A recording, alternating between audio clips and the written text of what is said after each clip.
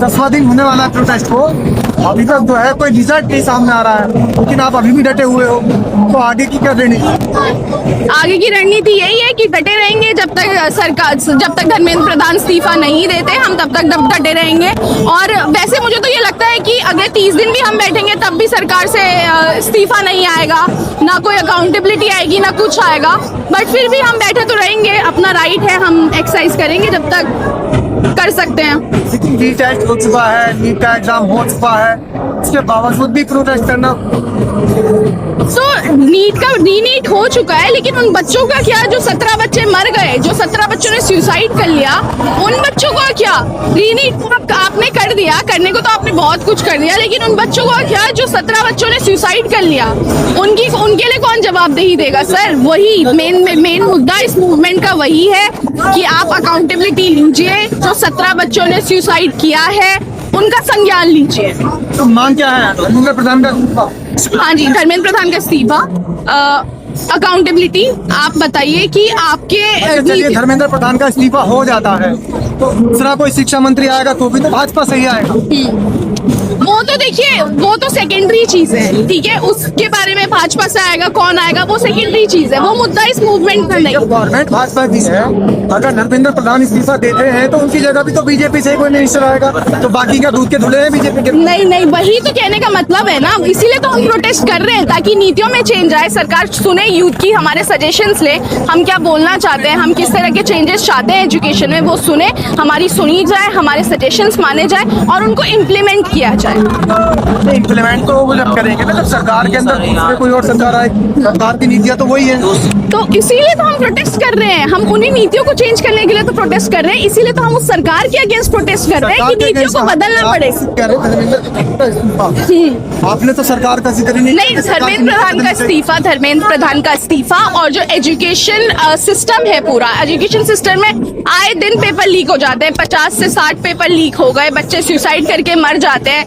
आप वो प्रियम्बल इन्होंने निकाल दिया कॉन्स्टिट्यूशन बच्चों की बुक्स से, ये लोग SIR डाल रहे हैं अपने उनके बुक्स पे और पता नहीं क्या क्या चीजें डाल रहे हैं, डेमोक्रेसी हटा रहे हैं उनके बुक्स से, उसके खिलाफ लड़ाई है। उन चीजों को चेंज करना पड़ेगा, सरकार को हमारी सुननी पड़ेगी। हम इस देश के यूथ हैं, हम इस देश का फ्यूचर है और सरकार को हमारी सुननी पड़ेगी, हमारे अपनी नीतियों में बदलाव लाना पड़ेगा, लड़ाई उसकी।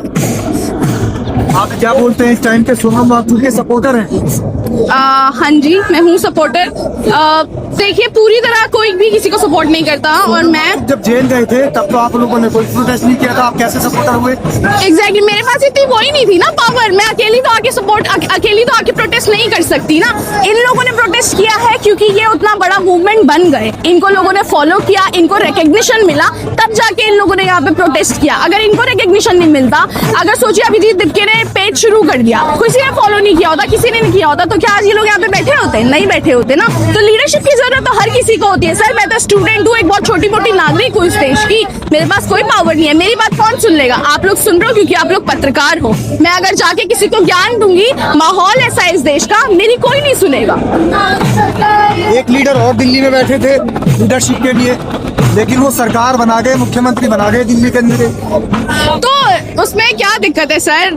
रिफॉर्म्स तो आते हैं, रेवोल्यूशंस तो ऐसे ही आते हैं ना। जब अन्ना हजारे, उसके बाद ही तो 2014 के बाद ही तो भाजपा ने भी अपनी सरकार बनाई ना। जब कांग्रेस से परेशान थी, हताश थी जनता, तो इस जनता ने उखाड़ के फेंक दिया ना कांग्रेस को, तभी तो भाजपा की सरकार बन पाई। तो यही होता है, रिफॉर्म्स रेवोल्यूशंस ऐसे ही आते हैं। भाजपा की सरकार थोड़ी बनी थी, अन्ना समर्थक अरविंद केजरीवाल की सरकार बनी थी। तो उससे भाजपा ने क्या कोई वो नहीं लिया था? भाजपा को उस चीज ने क्या कोई बेनिफिट नहीं दिया था? भाजपा को भी तो बेनिफिट हुआ था उस चीज से। आप भी यहाँ पर प्रोटेस्ट के लिए आई? जी, मैं बिल्कुल प्रोटेस्ट कर रही हूँ। कहाँ से? शुरू के दिन से यहीं पे? जी, मैं जब से इन्होंने अपना पहला प्रोटेस्ट चालू किया, मैं तब से यहाँ पर आ रही हूँ। नीट का एग्जाम दिया आपने? नहीं सर, मैंने आपके घर में किसी ने? जी किस लिए बैठी है? मैं स्टूडेंट के मुद्दे के लिए बैठी हूँ सर। शिक्षा से खाली नीट तक सीमित नहीं है, शिक्षा तो नहीं, बहुत ही बड़ा मुद्दा है हम यहाँ। और ऐसा नहीं कि इन्होंने सिर्फ नीट में कुछ गलत किया। अभी कल महाराष्ट्र में टेट का पेपर लीक हुआ, CGL जो DD का पेपर था वो लीक हुआ। उसके बाद यहाँ पर इन्होंने CET, PG, CUET, UG, CBSE हर जगह इन्होंने गलत काम किया है। ऐसा नहीं कि सिर्फ नीट में सुसाइड हुआ है, इसलिए हमारा जो उनसे से संवेदना है वो सादा जुड़ गई है, पर ऐसा नहीं। तो इस्तीफे से उनकी जान वापस आ जाएगी क्या, जिन्होंने सुसाइड किया? सर, लोकतंत्र में किसी चीज को वापस लाने के लिए उनसे अकाउंटेबिलिटी नहीं मांगी जाती। लोकतंत्र में आपकी गलती है, आप उसकी जिम्मेदारी लीजिए, इसलिए अकाउंटेबिलिटी मांगी जाती है। हम धर्मेंद्र प्रधान को इसलिए उनसे इस्तीफा नहीं मांग रहे कि हमें वो 17 बच्चे अचानक से जिंदा कर रहे हैं। धर्मेंद्र प्रधान तो ये कह रहे हैं कि ये जो प्रोटेस्ट कर रहे हैं ये इस देश के अंदर दहशतगर्द है, दहशतगर्दों की बी टीम है। कौन सा ये वाला? धर्मेंद्र प्रधान तो कुछ भी बोल सकते हैं। धर्मेंद्र प्रधान तो क्या क्या नहीं बोल रहे हैं। धर्मेंद्र प्रधान तो बी टीम बता रहे हैं, मैं उनके लोगों को ए टीम बता रही हूँ। मैं भी कुछ भी बोल दूंगी। मतलब कौन सा दहशत आपको यहाँ पर दिख रहा है? पीछे देखिए, वो लोग शांति से डफली बजा रहे हैं। यहाँ पर देखिए 4 लोग पढ़े लिखे जो लोग अगर एक जगह इकट्ठा हो जाए तो बीजेपी के लिए वो दहशतगर्द ही होते हैं, क्योंकि इन लोगों के लिए वो दहशत फैला देते हैं कि अब अगर पढ़े लिखे लोग एक जगह इकट्ठा हो जाएंगे तो इनकी वो धर्म की राजनीति नहीं चलने देंगे। आपके आंदोलन से प्रोटेस्ट से सरकार बदल जाएगी? सर, हमें सरकार तो बाद की बात है, सरकार तो बहुत आगे की बोल रहे हैं। हमें सिर्फ अभी शुरुआत चाहिए। शुरुआत यहाँ से होगी कि आप अपनी जिम्मेदारी मानिए, इस्तीफा दिलवाइए शिक्षा मंत्री का, और अगर शिक्षा मंत्री का इस्तीफा हो गया तो मैं यकीन दिलाती हूँ पूरे देश वालों को कि फिर इनको बाकी डिपार्टमेंट में भी जिम्मेदारी लेनी पड़ेगी। गिरती हुई अर्थव्यवस्था के लिए निर्मला सीतारमण को इस्तीफा देना होगा, आतंकी हमले के लिए राजनाथ सिंह को इस्तीफा देना होगा, एथेनॉल मिलाने के लिए नितिन गडकरी को इस्तीफा देना होगा, बाकी चीजों के लिए भी बाकी लोगों को, और हमारी खराब विदेश नीतियों के लिए फिर जयशंकर को भी इस्तीफा देना पड़ेगा। इसलिए ये शुरुआत है, हम इसीलिए इतना बड़ा मुद्दा बना रहे हैं इसको। 13 महीने के दौरान यहाँ पर 1,000 से ज्यादा किसान लोगों की मौत हो गई, उसके बाद भी कृषि मंत्री का तो इस्तीफा नहीं हुआ था। सर, ये तो बीजेपी की हमेशा से आदत रही है। अब हम उसमें क्या कर सकते हैं? हम तो सिर्फ कोशिश कर सकते हैं। हम पूरी कोशिश कर रहे हैं कि उनका इस्तीफा मिल जाए, और मुझे पूरी उम्मीद है कि देश अपने बच्चों की इस आवाज सुनेगी। कल्चर नहीं है भाजपा में, तो वही तो चेंज करना है सर, उसी के लिए तो बैठे हुए हैं। शायद देश वाले अपने बच्चों की आवाज सुनेंगे तो शायद यहाँ पर और भी लोग हमें सपोर्ट करेंगे, और मुझे पूरा यकीन है कि जब यहाँ पर बहुत बड़ी भीड़ बढ़ जाएगी तब शायद बीजेपी पे इतना प्रेशर बनेगा कि वो लोग इस्तीफा की बात सोचेंगे। क्योंकि देखिए, अभी से रीशफलिंग की बात शुरू हो गई है। चाहे वो अब अगले साल यूपी में इलेक्शन है, शायद इसलिए कर रहे हो, पर कुछ ना कुछ तो बातचीत शुरू हो गई है।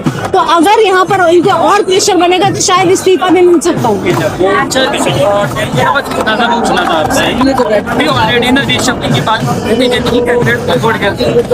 अगर अभी अगले कल परसों में बीजेपी रिशफलिंग कर देती तो भाई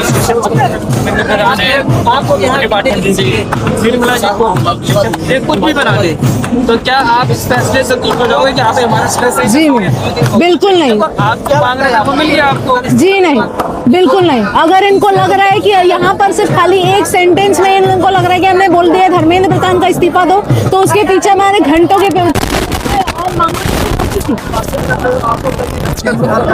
धर्मेंद्र प्रधान का इस्तीफा, पर उसके बाद शर्तें हैं। धर्मेंद्र प्रधान कॉन्फ्रेंस करें, उसमें वो जो परिवार वाले हैं उनसे माफी मांगे, तो मेरी गलती की वजह से उन 17 बच्चों की जाने गई है, और माफी मांगने के बाद अकाउंटेबिलिटी लेगी, हाँ भाजपा की गलती थी, उसके बाद इस्तीफा दे।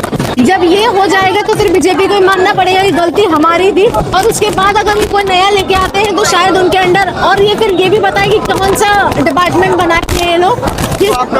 वो कहना है कि शिक्षा मंत्री का इस्तीफा करा देंगे, गृह मंत्री का इस्तीफा करा देंगी, साथ ही जो है लड़के का इस्तीफा करा देंगी, पूरी सरकार का इस्तीफा करा देंगी। आप सरकार बदलना चाहती है? लोकतंत्र को अगर आप प्रोपेगेंडा मानते हैं तो फिर मैं उसमें कुछ नहीं करती, क्योंकि लोकतंत्र का तो नियम ही यही है, अगर आप कुछ गलत आपसे आपका इस्तीफा मांगा जाएगा। अगर आप संविधान के हिसाब से चल रहे हैं तो फिर तो आपको इस्तीफा देना पड़ेगा, पर अगर आप संविधान में कुछ मानते ही नहीं है तब फिर चलिए करिए जैसे करना है, आपको तानाशाही करनी करिए। संविधान से ये कहता है कि कानून के हिसाब से चलना चाहिए, ये तो अवैध है, परमिशन भी नहीं है, फिर आप कहाँ संविधान के अनुसार चल रहे हैं? कानून तो सर, संविधान तो कानून के लिए ये भी कहता है कि अगर कल को कोई 17 साल का बच्चा इससे नहीं लिखवाना होगा। कानून के लिए तो ये भी लिखा हुआ है, कानून के लिए ये भी लिखा होता है कि जो हमारे चीफ जस्टिस है वो बच्चों को कॉकरोच नहीं बोल सकते, पर कानून के अपने हिसाब से चल रहा है। सारा कानून सिर्फ हम माने, और वो सड़कों में घूम रहे हैं, उनके लिए कोई कानून नहीं है। मैम देखो, ये कोई बात नहीं